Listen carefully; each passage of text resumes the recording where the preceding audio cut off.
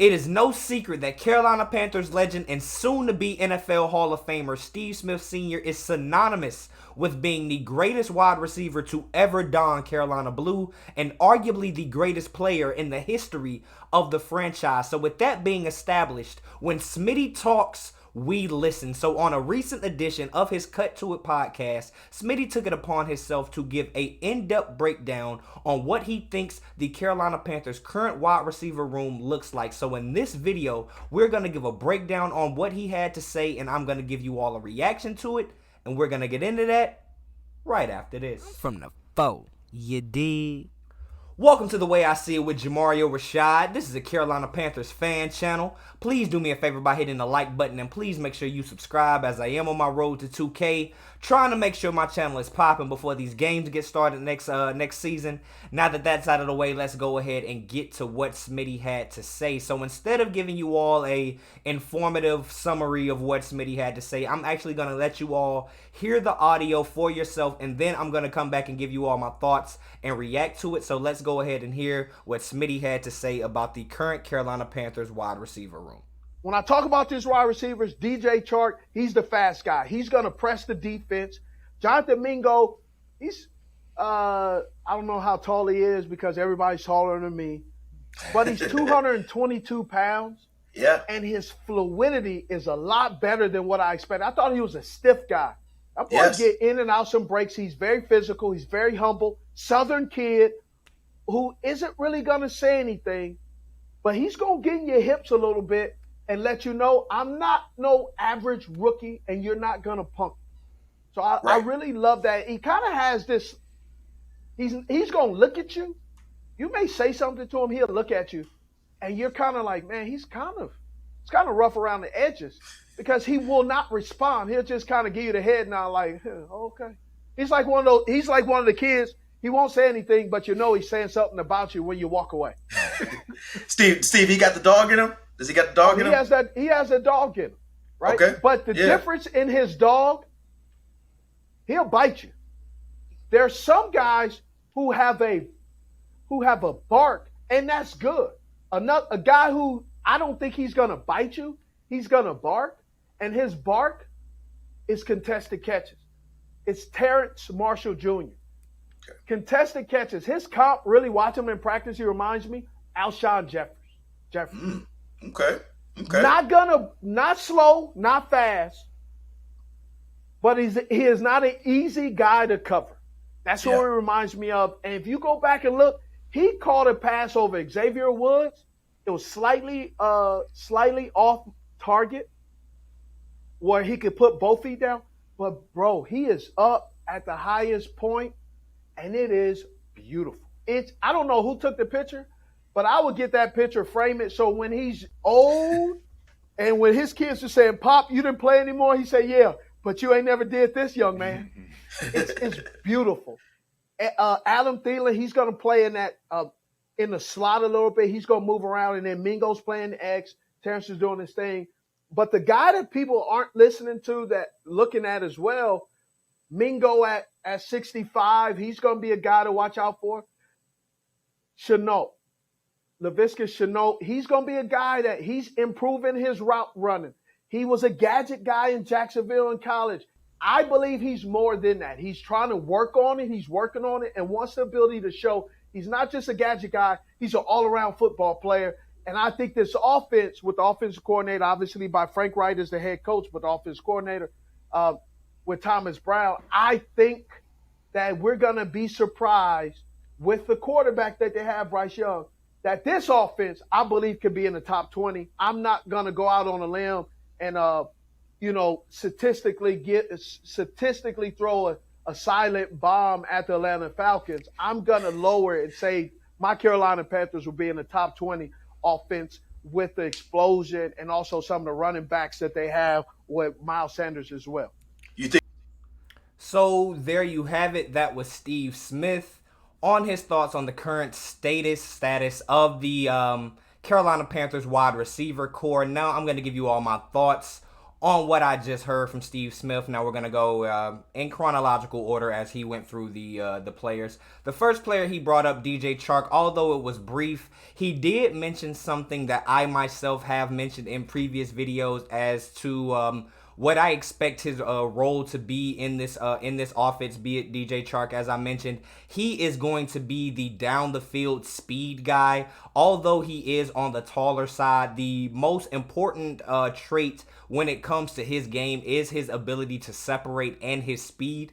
DJ Chark is an absolute burner. So when you hear people talk about Bryce Young's time at Bama when he won the Heisman, all you hear is this buzzword of track team this, track team that. They were so fast, track team this. Well, DJ Chark is a part of the NFL track team when it comes to his ability to get out there and get downfield. So I agree with Steve in terms of that is what he's going to bring to the team, and I think that is going to be very beneficial to have that safety valve. Well, not necessarily a safety valve, that just drop everything and go for it option with DJ Chark going down the field, man. So the next person he decided to discuss was Jonathan Mingo. If you all are not aware, Jonathan Mingo was honestly pretty much handpicked by Steve Smith to be a member of the Carolina Panthers organization. Owner David Tepper actually came out and admitted that he had a phone call with Steve Smith and asked him who he should pick. He said Mingo, and now Mingo is a Carolina Panther, man. But Steve Smith has been out there at all of the OTAs, at rookie mini camp. I'm pretty sure he's going to be out there at training camp. So he has had he's had eyes closely on each and every one of these wide receivers, and especially Jonathan Mingo, as he has put his name behind Jonathan Mingo. Now, the first thing that I notice is that he's pretty much seems high on everything about Jonathan Mingo. Could that be simply because of what I just mentioned and him pretty much this being his guy? That's potentially true. But I myself am not one to believe that Steve is a liar in any way, shape, or form. I believe he tells it how it is, and I believe that as a rookie, Jonathan Mingo has been going out there and showing flashes that he can potentially be an impactful wide receiver during his rookie year. Now, the thing that stood out to me the most and what I applauded the most that just like made my heart sing and just made me so happy was hearing that Jonathan Mingo, although he is young, he is coming in with the mentality that I will bust you up. I love hearing that we have a dog on this team. If you have been following the channel for a while, you know this is something that I've been saying for like the entirety of the past 2-3 seasons almost, is we need dogs in the locker room. That is something that has been severely lacking. We have been a team full of young players, not many veterans, but those young players are not guys that'll go out there and actually, put helmet to helmet, hurt somebody, put bite behind their bark, as Steve Smith would say. But hearing that Jonathan Mingo is going to come in and be a guy that brings that, I absolutely love that. To go as a tandem with what many people perceive to be, or who many people perceive to be as a very mild-mannered person in Bryce Young, until we get to actually see how he gets out there and shows out on the field. Those two guys, by comparison, just being a duo is just, I just love it. It just sounds perfect, and I cannot believe, and I'm truly appreciative that is a trait outside of just physical ability that is going to be brought to the locker room, is because we need more players to adopt that mentality towards their day-to-day job, man. That is football. So the next person that Steve discussed was TMJ, Terrace Marshall Jr. He called him Terrence. See, it's Terrace. It's Terrace Marshall Jr. Now, the thing that he mentioned far and away as being his outstanding trait in terms of what he does best is the ability to make contested catches. As I mentioned a moment ago, Steve has been out there in person seeing these guys, how much they've progressed from year to year, from last year to this year. He watches intently. So he, in particular, when it comes to the wide receivers, are able to speak to who needs to do what, who has improved and who hasn't improved. So although he did not say that he sensed or saw any regression when it comes to Terrace Marshall Jr., I myself, knowing that this has been a trait that he's had since he's come into the NFL, it does not sound truly encouraging to me to hear that that is the only thing that's pretty much standing out for him at this point. I wish I would have heard more. I wish I would have heard a report on progression when it comes to route running, when it comes to using that physical body that he has outside of just going up for the 50-50 balls, but creating separation, getting off of his breaks.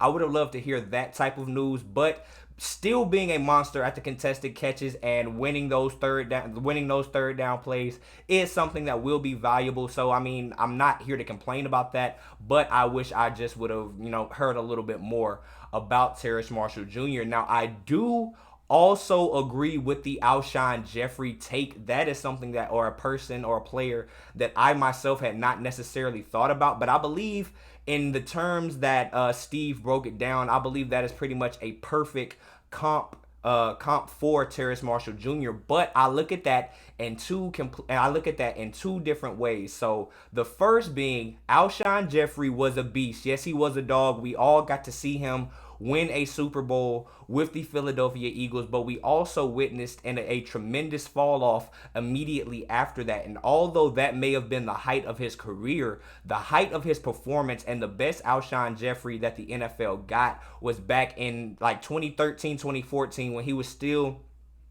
with the Chicago Bears and playing alongside Brandon Marshall, another absolute superstar on the other side of the field, is when we actually got the best production out of, or is when Alshon Jeffrey got his best production. I bring that up to say, as of right now, the Carolina Panthers do not have a Brandon Marshall on the other side of the field that will be able to take the double teams, to take the other team's best, take their best corner away, but like I said, force those double teams and to give open lanes to the to Terrace Marshall Jr.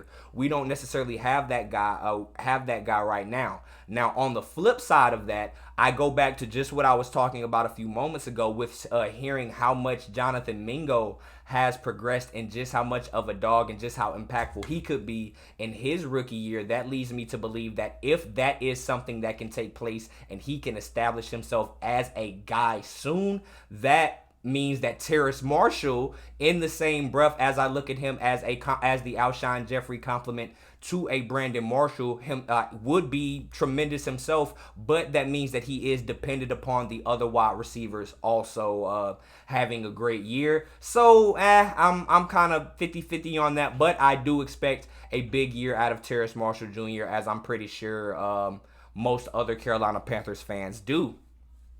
The next wide receiver that he discussed was none other than the vet, the old guy on the team right now, in Adam Thielen. He didn't say much about Thielen. I'm pretty sure that's because Adam Thielen has an entire career of work, of a sample size for you to go back and look at, for Steve not to have to break down what Adam Thielen is going to bring to the team. But he is going to be that slot guy, and I personally believe that he is, at least early in the season, going to be Bryce Young's favorite target, being a veteran out there, knowing the route tree top to bottom, and just having a knack for getting open, not being a speed guy, not being physical, but being a guy that always finds himself open. I believe Adam Thielen will be a tremendously valuable piece to this Carolina Panthers offense. And the final guy that Steve discussed was somebody that, if you follow the channel, you know that I am very high on coming into this 2023 season, and that being Laviska Shenault. Steve spoke about how he has seen improvement on his ability to be a exclusive wide receiver, the ability to run routes, just putting all of the package together, and saying that he doesn't necessarily have to be a gadget guy. I am going to have to say this is one that I disagree with Steve on for these reasons. I think that Laviska Shenault is made to be the perfect gadget guy for this team. Just a few weeks ago, maybe a month ago, Coach Frank Wright was speaking to the media about Laviska Shenault, and he said that they could potentially put him out there in a Deebo Samuel type role. I myself prefer it to look at it as a potential Cordero Patterson type role, but if you take those two players in comparison, I think that would be a perfect spot to place Laviska Shenault in. Yes, he can get out there, catch passes as a wide receiver when you need him to do so, but being an emergency running back, being the power back, being as solid as he is with the speed, with the elusiveness, and the ability to break tackles, not putting him in the backfield and utilizing him on handoff, tosses, reverses, counter, whatever is going to be, just putting the ball in his hands and letting him make plays, that would be a negative, in my opinion, on the coaching staff. So I know that he could be a good wide receiver, but I would like for him to be the very best gadget guy that he possibly could be, man. And with that being said, those are my thoughts on Steve Smith's breakdown of the Carolina Panthers' current wide receiver core, man. What do you think about what Steve had to say? What do you think about the 5 guys that he mentioned, man? Whatever you all think about these young guys, including the old guy and Adam Thielen in the wide receiver room as of right now, be sure to leave your comments down below in the comment section, and I will be sure to chop it up with you whenever I read them. But with that being said, man, I am Jamario Rashad. This is the way I see it, and I'm out. Peace.